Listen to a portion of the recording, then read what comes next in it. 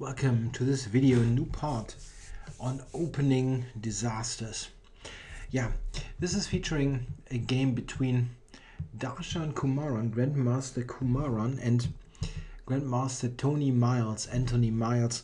This game is from 1993, and if you are very young, then you probably don't know both players. At least that's possible.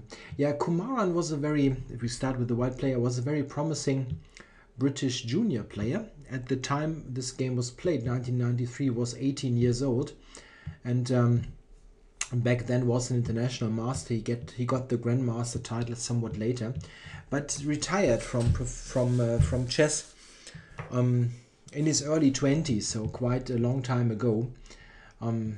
I think 2001 is his last recorded game. If I look this up correctly, he is now working as in medicine, doing something with brain science.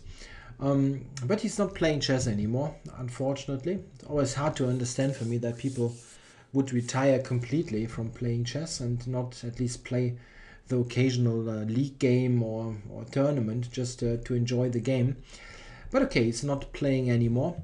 And yeah, Tony Miles is probably even known to the younger players. He was the first modern British Grandmaster. At least he was the first Grandmaster after this title was officially introduced in the 50s. And he was one of the world's top players in the late 70s, early 80s. Well known for his original and funny ideas sometimes. He played famously, this is black against then world champion Karpov and won. Pretty much, this is very well known that he won this game, but it's lesser known that he lost almost all other games that he played against Karpov. And in this game he also was lost, but Karpov blundered later. He was a very interesting person and a very inventive player. Unfortunately, he died really at a young age, at 46 years old in 2001. Okay, let's look at the game. By the way, I had the privilege of playing Miles once in 1997 in an Open in the Netherlands.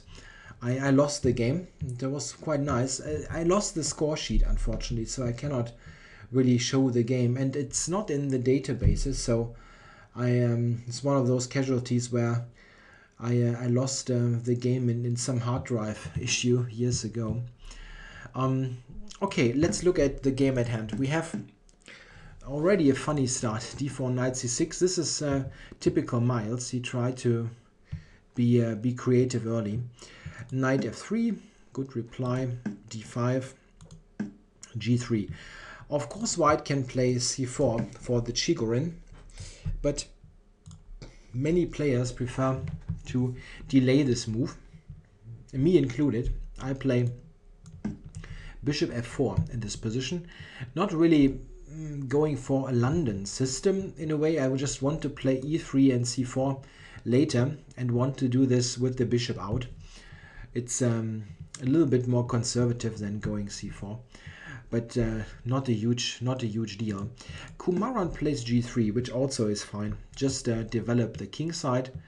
And now Miles goes for the most aggressive approach. Bishop g4. Bishop f5 is also possible. Bishop g2. Queen d7. Aha. c4. e6. Castles and long castles. So this is really what this game is about. Black really quickly got in long castling, and long castles is not so common in chess. If you want to look at it from a statistical point of view, very often or much more often you see short castling. Yeah, long castles comes with some problems in many times. And the inherent issue with long castling is that very often it takes two moves. That's a funny expression that I originally heard from German Grandmaster Klaus Bischoff. He said in one of his when he was doing a commentary on a Grandmaster game. He said that, yeah, well, long castles, it's called long castles because it takes 2 moves. You also always have to play the king again, here in this case to put it on b8 to really complete the castling. So there is a grain of there's some truth in that, and we see in this game how this somewhat funny expression can play out in a game. Yeah, Kumaran played knight c3 and Miles took on c4. Yeah, knight c3 is of course designed to put more pressure on the center, and maybe at some point also play knight e5, releasing this bishop to make more pressure on the center. Black could have thought about a developing move, but if we look at knight f6, yeah, we see that knight e5 is already very awkward. Yeah, in this situation we threaten here, we threaten the queen. Black has to take, there's really no other move. And after this we see that this is a very unlucky piece. It does not have any great place to go. Relatively best is this. But now you just lose this pawn on e4 without anything to show for it. Yeah, Black does not is not really able to play that. He went with the capture, which seems to be okay, but entails some risk, as we will see. Kumaran now goes with queen a4. And here we come to the critical position of this game, very, very early. Yeah, it's not called opening disaster without reason. Yeah, here we come to a situation where exactly this saying of Klaus Bischoff is applying. Long castling very often takes 2 moves. Here the queen on a4 should really, yeah, start to ring alarm bells in Black's head. The queen is pressurizing c6, here the knight, and especially a7. This pawn is only protected by the knight. Long castles is in a way always entailing this weakness of this a pawn. Yeah, queen a5, if a4, queen a5, those kind of moves can always put pressure on the pawn. And here Black absolutely needed to play king b8. That's really the only way to play here. Black could consider to take here. It is risky, but maybe playable if we start with this. Yeah, it looks crazy at first, but maybe queen a7, knight takes here, and queen c6. While looking crazy, it might still be playable. More solid and really advisable here is the move king b8, which is the second move of the complete long castling. Now you have a7 protected. Yeah, why is this this big of a problem, a7? We will see very, very clearly in the game continuation. Miles now played the move bishop to b4. And after that move, he is lost. It's just like that. Black now is lost with good play by white. And Kumaran plays this game absolutely flawlessly. He now plays, and this is really not such a surprising move, and makes the whole thing a bit mysterious, what exactly Miles has overlooked when he played bishop b4. He now went knight e5.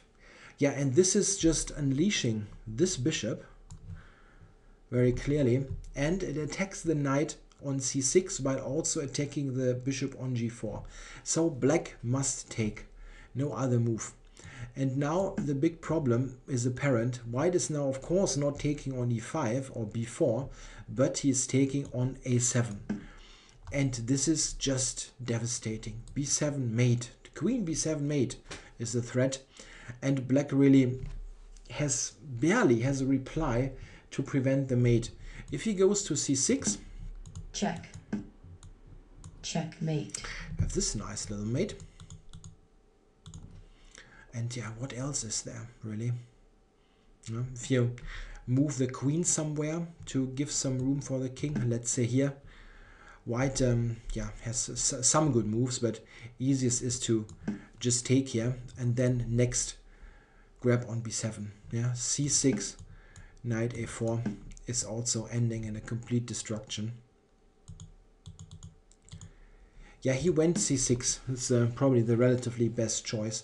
Yeah, now white can just take on e5 with a good position, definitely, with probably also win.